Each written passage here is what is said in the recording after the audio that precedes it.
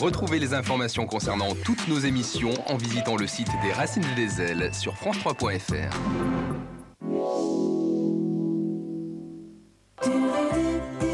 Au cœur de la vie sur France 3, c'était Des Racines et des Ailes avec Réunica, Mutuelle Santé.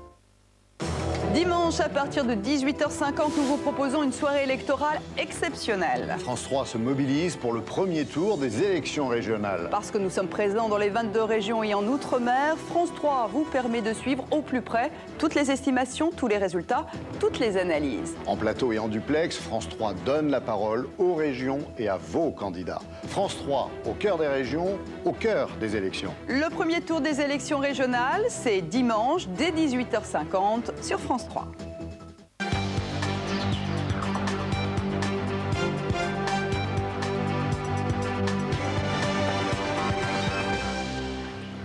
Bonsoir à tous, bienvenue dans Ce Soir 3. Au dernier jour de la campagne pour les régionales, François Fillon annonce ce soir qu'un projet de loi sera présenté au printemps pour interdire le voile intégral.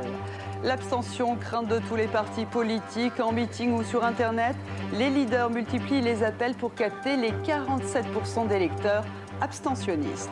Le politologue Roland Querol nous dira si les derniers discours de campagne peuvent changer la donne et faire mentir les sondages. L'économie grecque paralysée aujourd'hui par une deuxième journée de grève nationale. Entre la mobilisation de la rue et les injonctions de Bruxelles, le gouvernement grec est sous pression. Enfin, reportage dans un hôpital de MSF en Jordanie qui accueille des enfants irakiens victimes d'attentats, des corps mutilés que l'on tente de reconstruire.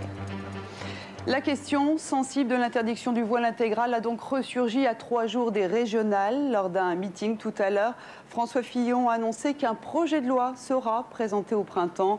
L'idée d'une loi était déjà prévue, mais jusqu'à présent, le gouvernement était resté flou sur le calendrier. Pierre Didier. François Fillon s'était déjà prononcé en janvier dernier pour une loi sur le voile intégral. Il avait d'ailleurs saisi le Conseil d'État pour déminer le terrain